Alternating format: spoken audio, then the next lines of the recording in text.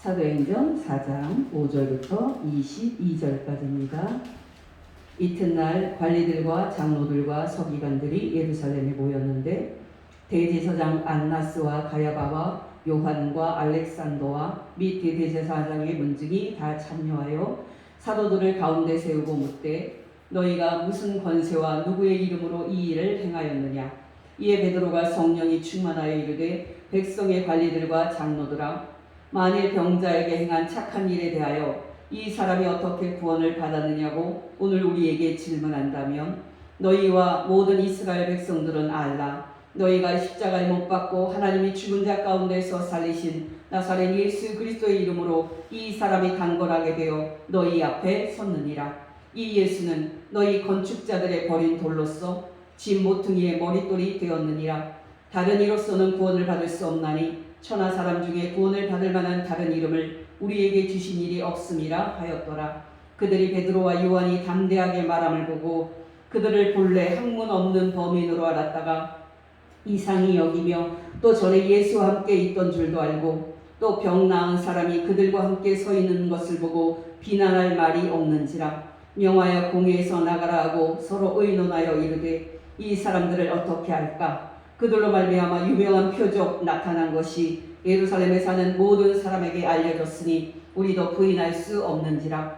이것이 민간에 더 퍼지지 못하게 그들을 위협하여 이후에는 이 이름으로 아무에게도 말하지 말게 하자고 그들을 불러 경고하여 도무지 예수의 이름으로 말하지도 말고 가르치지도 말라 하니 베드로와 요한이 대답하여 이르되 하나님 앞에서 너희의 말을 듣는 것이 하나님의 말씀을 듣는 것보다 옳은가 판단하라. 우리는 보고 들은 것을 말하지 아니할 수 없다 하니 관리들이 백성들 때문에 그들을 어떻게 처벌할지 방법을 찾지 못하고 다시 위협하여 놓아 주었으니 이는 모든 사람이 그 된 일을 보고 하나님께 영광을 돌림이라. 이 표적으로 병 나은 사람은 40여 세나 되었더라.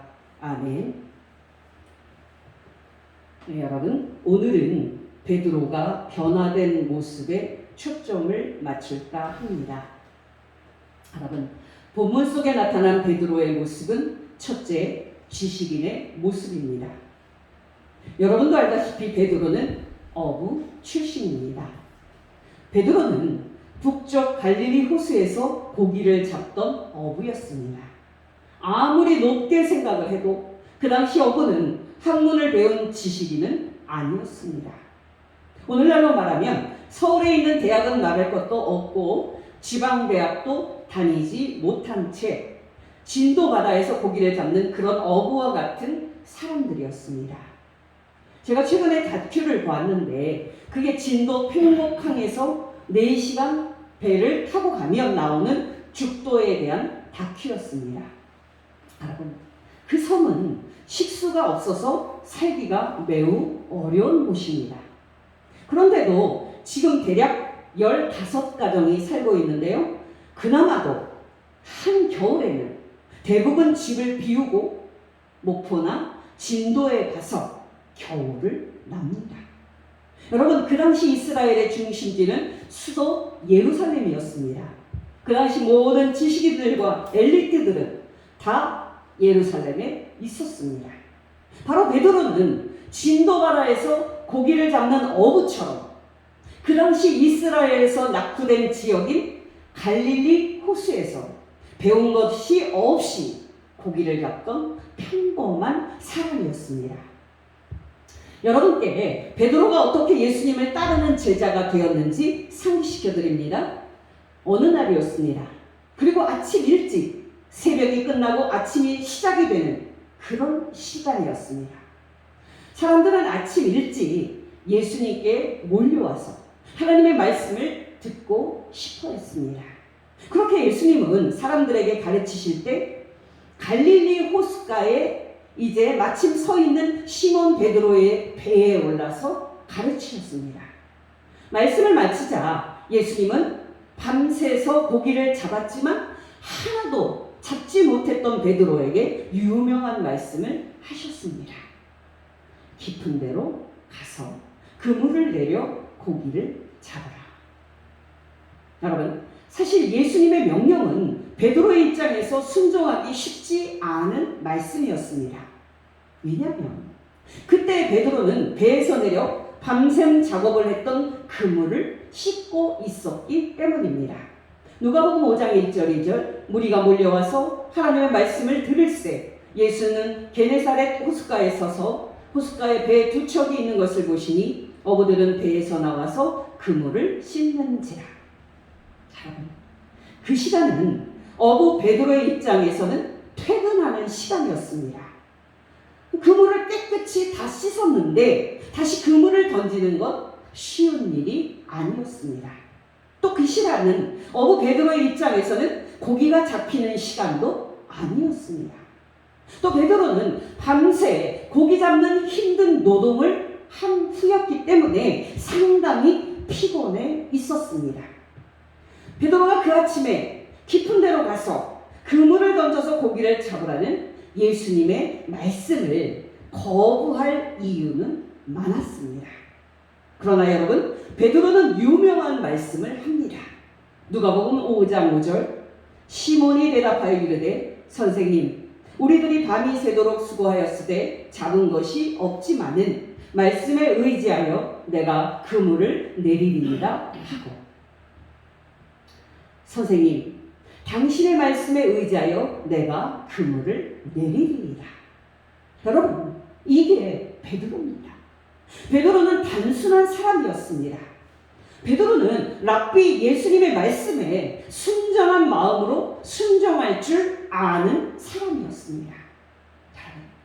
그 결과는 어땠습니까? 그물이 찢어질 정도로 많은 고기를 잡았습니다. 얼마나 많이 잡았는지 다른 배에 도움을 요청해야 할 정도였습니다. 두 배에 고기를 채우니까 가득 찰 정도의 수확이었습니다. 이런 결과를 보고 베드로는 또 유명한 행동을 합니다. 바로 예수님의 무릎 아래에 엎드려서 이렇게 말합니다. 누가복음 5장 8절 시몬 베드로가 이를 보고 예수의 무릎 아래에 엎드려 이르되 주여 나를 떠나소서 나는 죄인이로소이다 하니. 주여 나를 떠나소서 나는 죄인이로소이다. 그때 예수님이 이 말씀을 하시면서 베드로를 당신의 제자로 삼으셨습니다. 누가복음 5장 10절 11절 예수께서 시몬에게 이르시되 무서워하지 말라. 이제후로는 내가 사람을 취하리라 하시니 그들이 배들을 육지에 대고 모든 것을 버려두고 예수를 따르니라. 요즘 말로 하면 베드로는 예수님께 목숨을 걸었습니다. 베드로는 모든 것을 버려두고 예수님을 따르는 일에 자기의 인생을 걸었습니다. 여러분, 이게 베드로입니다. 베드로는 뵌 것 없는 미천한 어부였지만 순전한 마음과 결단력을 가지고 있었습니다. 그렇게 베드로는 예수님의 제자가 됐습니다. 근데 여러분, 오늘 본문으로 와 보시면 베드로는 더 이상 배운 것 없는 사람이 아니었습니다. 베드로는 그 당시에 탁월한 율법 박사들과 같은 수준이었습니다. 아니 여러분, 베드로는 그 이상이었습니다. 베드로가 공회 앞에서 변론한 상황 속으로 들어가 보십시다. 여러분이 알다시피 베드로는 전날 저녁에 제사장들과 성전 경찰들과 사두개인들에게 체포됩니다. 그리고 다음날 이스라엘의 최고 권력기관인 산헤드린 공회 앞에 소환됩니다. 그때 치료받은 사람과 베드로와 요한을 가운데 세우고 묻습니다.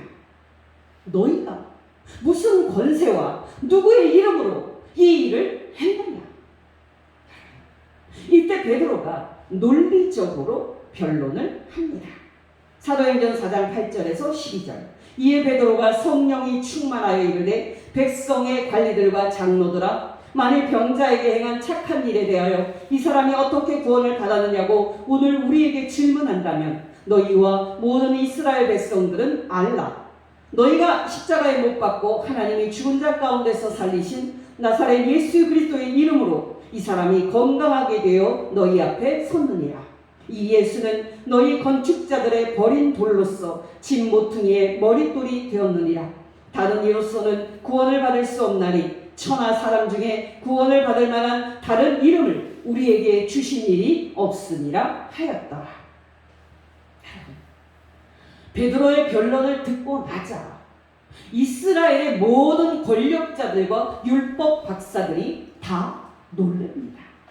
왜냐하면 베드로의 논리가 너무 정연해서 반박할 말이 없었기 때문입니다.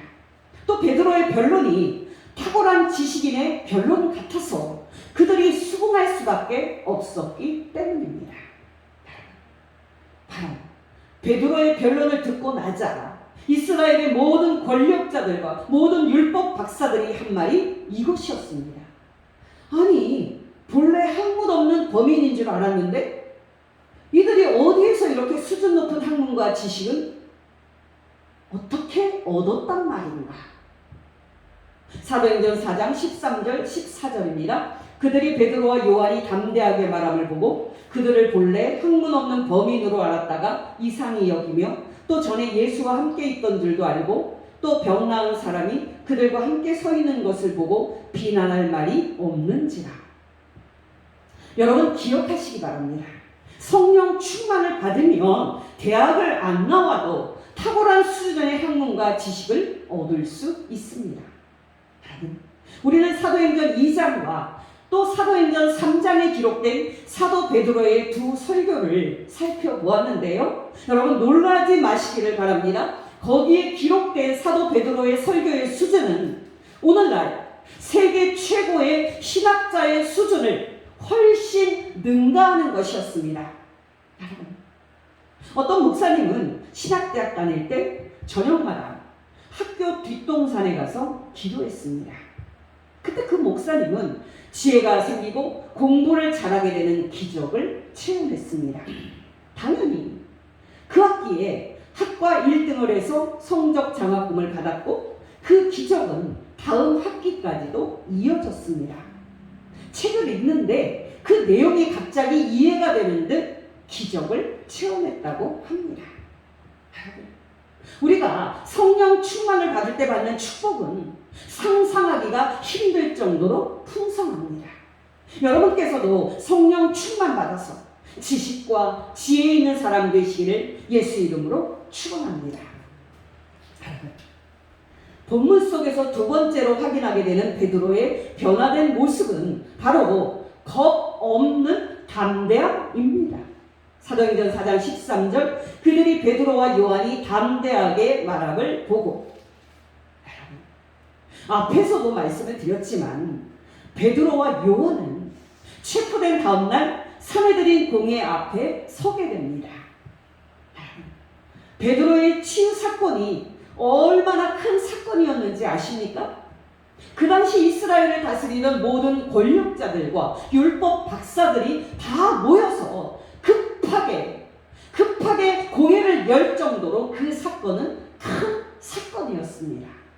사도행전 4장 5절에서 7절 이튿날 관리들과 장로들과 서기관들이 예루살렘에 모였는데 대제사장 안나스와 가야바와 요한과 알렉산더와 및 대제사장의 문중이 다 참여하여 사도들을 가운데 세우고 묻되 너희가 무슨 권세와 누구의 이름으로 이 일을 행하였느냐.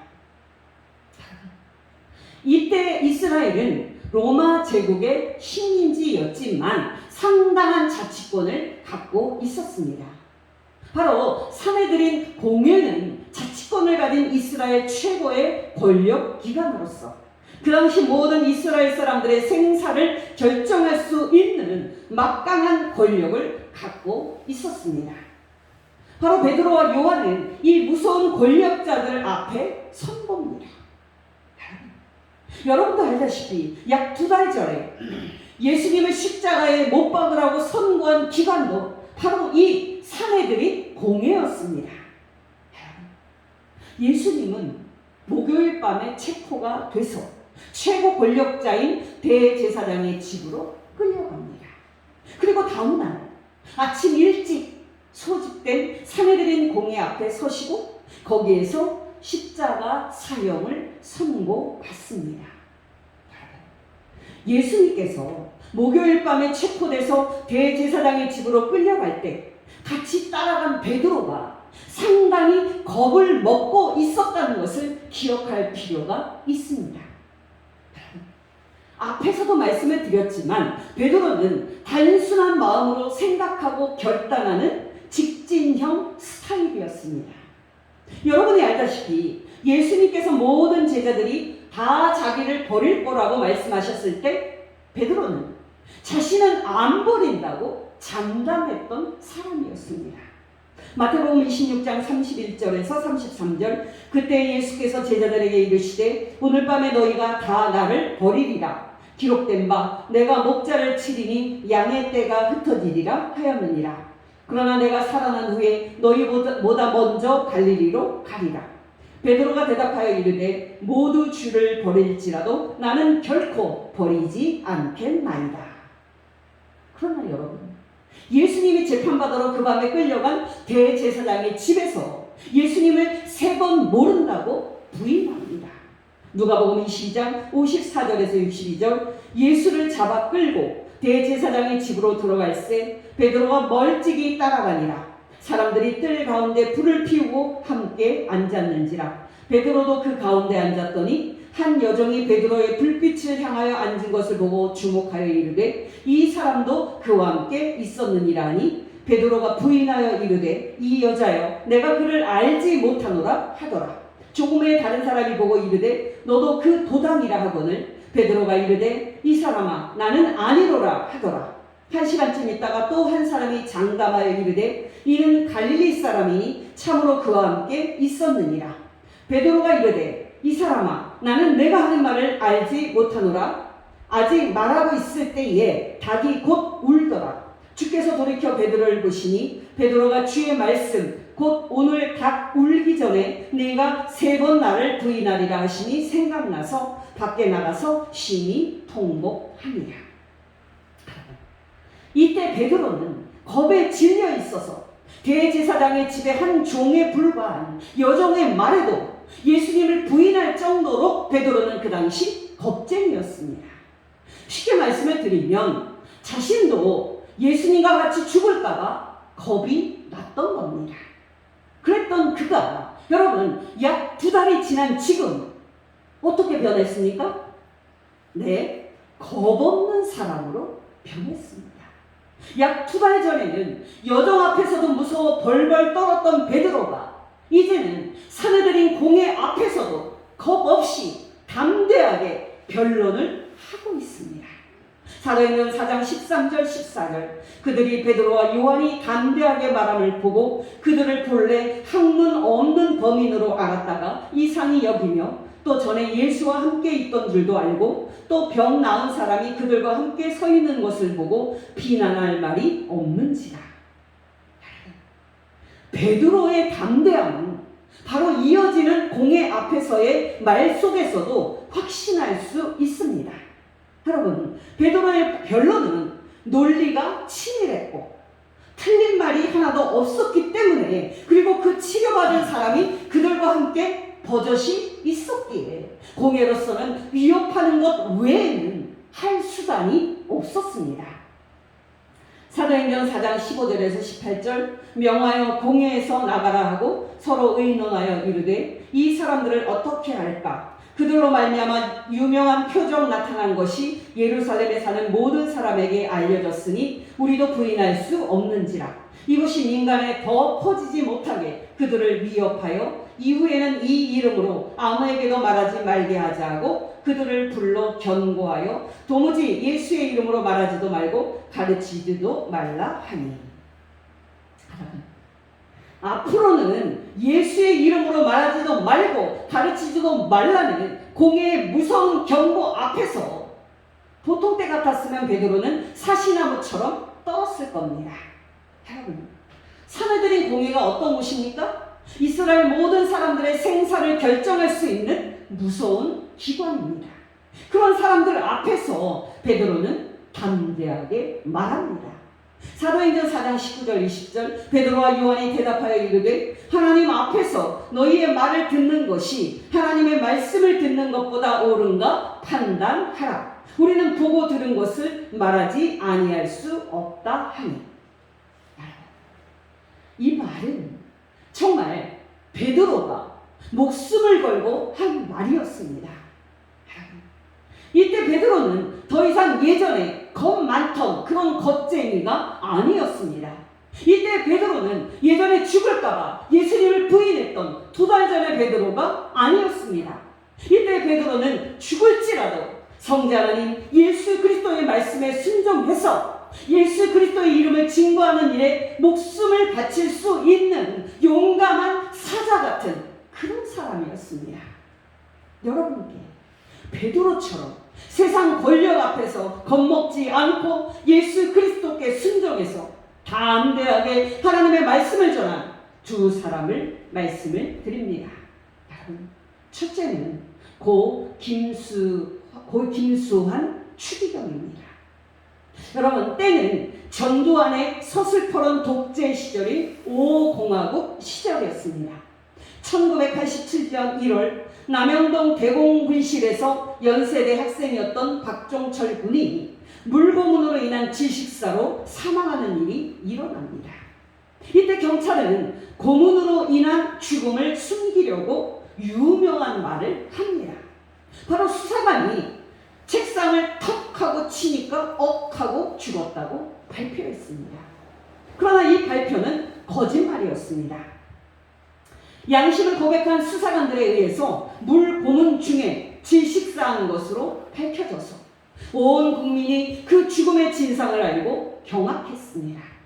그리고 박종철 열사의 고문치사가 알려짐으로써 1987년 6월 항쟁이 일어나는 계기가 되어서 우리나라의 6.29 선언으로 대통령 직선제라는 민주주의가 제대로 시작될 수 있었습니다. 여러분, 그 당시에 한국교회 대부분의 목사님들은 전두환 정권이 무서워서 박종철 군의 고문치사에 대해서 한마디도 설교하지 않고 침묵했습니다. 이때 독재자 전두환과 그 정권의 살인적인 폭력에 대해 강단에서 용감하게 지적하고 꾸짖은 분이 바로 고 김수환 추기경이었습니다. 김수환 추기경은 창세기 4장에 있는 가인이 동생 아벨을 들에서 쳐 죽인 사건을 설교했습니다. 여러분도 알다시피 하나님께서는 동생 아벨을 죽인 가인에게 물으셨습니다. 네 동생 아벨이 어디 있느냐? 분명히 가인은 이때 회개할 기회가 있었습니다. 예, 하나님, 제가 동생 아벨을 죽였습니다. 제가 죄인입니다. 저를 불쌍히 여겨 주십시오 하고 회개할 수 있었습니다. 그러나 가인은 이렇게 하지 않았습니다. 가인은 다 아시는 하나님 앞에서 시치미를 떼면서 거짓말을 했습니다. 나는 모릅니다. 내가 내 동생을 지키는 사람입니까? 나는 그가 어디에 있는지 모릅니다. 창세기 4장 8절 9절 가인이 그의 아우 아벨에게 말하고 그들이 들에 있을 때에 가인이 그의 아우 아벨을 쳐 죽이니라. 여호와께서 가인에게 이르시되 내 아우 아벨이 어디 있느냐? 그가 이르되 내가 알지 못하나이다. 내가 내 아우를 지키는 자니이까. 여러분, 김수환 추기경은 이 말씀을 가지고 이렇게 말씀을 하면서 고문 경찰과 독재 정권을 호되게 꾸짖었습니다. 박종철이 어디 있느냐라고 하나님이 물으셨습니다. 이때 물고문으로 박종철 군을 죽인 경찰들은 시침을 떼면서 거짓말을 했습니다. 나는 모릅니다. 나는 책상을 주먹으로 탁 하고 치니까 갑자기 박종철 군이 억 하고 죽었습니다. 나는 박종철이 왜 죽었는지 모릅니다. 1987년 1월은 정말 1980년 5월 죄 없는 광주 시민들을 공수부대와 탱크로 짓밟고 수백 명을 죽인 전두환의 독재가 여전히 시퍼렇게 살아있었던 무시무시한 시절이었습니다. 바로 그 시절에 거의 모든 목사님들은 침묵했지만 고 김수경 추기경은 박종철 군의 고문치사 사건을 용감하게 설교하면서 독재 정권을 호되게 꾸짖었습니다. 사람을 두려워하지 않고 독재 정권 앞에서 하나님의 말씀을 용감하게 전한 김수환 추기경의 담대한 입장과 설교로 1987년 6월 항쟁이 일어나는 기폭제가 됩니다. 두 번째 인물은 칼 바르트입니다. 칼 바르트는 본 회포와 더불어서 1935년 독일의 독재자 히틀러의 저항에서 하나님의 말씀을 전한 용사입니다. 1935년 독일 교회의 대부분의 목사들과 성도들은 히틀러를 그리스도로 추앙하며 열렬히 그에게 충성했던 해였습니다. 이때 칼 바르트는 예수 그리스도께 신실한, 그리고 목회자들과 함께 오직 예수님만이 그리스도이며 오직 예수 그리스도만이 성도의 복종의 대상임을 선언하며 히틀러에 대한 불복종을 선언합니다. 바로 그 선언이 바르멘 선언입니다. 이 일을 주도한 일로 칼 바르트는 독일에서 추방됩니다. 베드로가 이스라엘의 최고 권력자들이 다 모인 사내들인 공회 앞에서 용감하게 예수 그리스도를 전했다는 건 그건 정말 대단한 겁니다. 또 여러분, 그 공회가 지금부터는 예수 이름으로 말하지도 말고 사람들에게 가르치지도 말라고 베드로에게 경고할 때 베드로가 말하기를 나는 당신들 말을 따를 수 없다. 내가 복종할 분은 오직 하나님과 그의 종 예수 그리스도 뿐이다 라고 말한 건 정말 대단한 겁니다. 사도행전 4장 15절에서 20절 명하여 공회에서 나가라 하고 서로 의논하여 이르되 이 사람들을 어떻게 할까? 그들로 말미암아 유명한 표적 나타난 것이 예루살렘에 사는 모든 사람에게 알려졌으니 우리도 부인할 수 없는지라. 이것이 민간에 더 퍼지지 못하게 그들을 위협하여 이후로에는 이 이름으로 아무에게도 말하지 말게 하자고 그들을 불러 경고하여 도무지 예수의 이름으로 말하지도 말고 가르치지도 말라 하니 베드로와 요한이 대답하여 이르되 하나님 앞에서 너희의 말을 듣는 것이 하나님의 말씀을 듣는 것보다 옳은가 판단하라. 우리는 보고 들은 것을 말하지 아니할 수 없다 하니. 보통 그런 말을 합니다. 너는 목숨이 몇 개나 되냐? 죽고 싶지 않으면 우리 말대로 해라. 이게 세상 권력자들의 위협입니다. 이 위협 앞에서 얼마나 많은 성도들이 겁을 먹고 비겁하게 예수 그리스도를 부인했는지 모릅니다. 그동안 한국 사회 속에서 예수 그리스도를 믿는 우리 성도들이 베드로처럼 고 김수환 추기경처럼 칼 바르트 목사님처럼 불의한 정권 앞에서 저항하고 그 정권을 향해서 담대히 하나님의 말씀을 대언하며 호되게 꾸짖었다면 그동안 한국 사회가 독재 시절을 더 쉽게 극복할 수 있었지 않았을까 생각하게 됩니다. 이 문제는 현재 진행형입니다. 앞으로도 모든 그리스도인들이 삶 속에서 불의한 정권과 또 세상 권력 앞에서 겁내지 않고 하나님께 복종하는 일이 과제입니다. 여러분께 권면드립니다. 저와 여러분이 하나님을 대적하는 이 세상 권력 앞에서 겁먹지 않고 오직 하나님과 그의 종 예수 그리스도께 복종하여 행동하는 복된 성도 되시기를 예수 이름으로 축원합니다. 내 주는 강한 성이요 방패와 병기 되시니 그 안에서 우리를 구하여 내시리로다. 이에 돈수 마귀는 그때도 힘을 써 모략과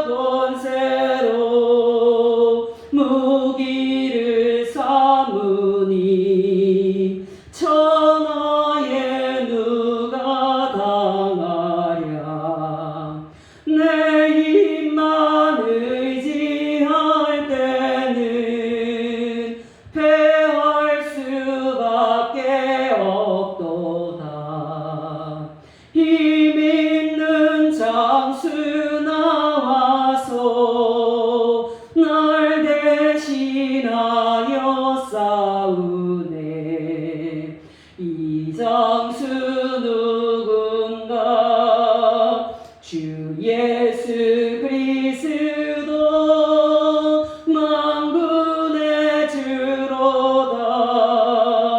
당할 자 누구랴 반드시 이기리로다. 이 땅에 마귀 들끓어 우리를 삼키려 하나. 겁내지 말고 섞어라. 진리로 이기리로다. 친척과 재물과 명예와 생명을 다 빼앗긴데도 진리는 살아서 그 나라 영원하리라.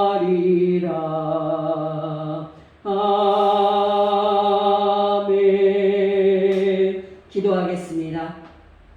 하나님 아버지, 오늘은 베드로가 성령 충만 받음으로 변화된 모습을 생각해 봤습니다. 하나님 아버지, 우리에게도 성령 충만을 부어주셔서 베드로처럼 진리와 지식이 충만한 성도 되게 하옵소서. 또 그 충만한 진리를 하나님을 대적하는 세상 권력 앞에서도 무서워하지 않고 담대히 선포한 베드로처럼 우리도 담대히 복음을 전하게 하옵소서. 또 이 세상을 살 때 사람에게 순종하기보다 오직 하나님과 그의 종 예수 그리스도께 복종하며 행동하게 하옵소서. 예수님의 이름으로 기도합니다. 아멘.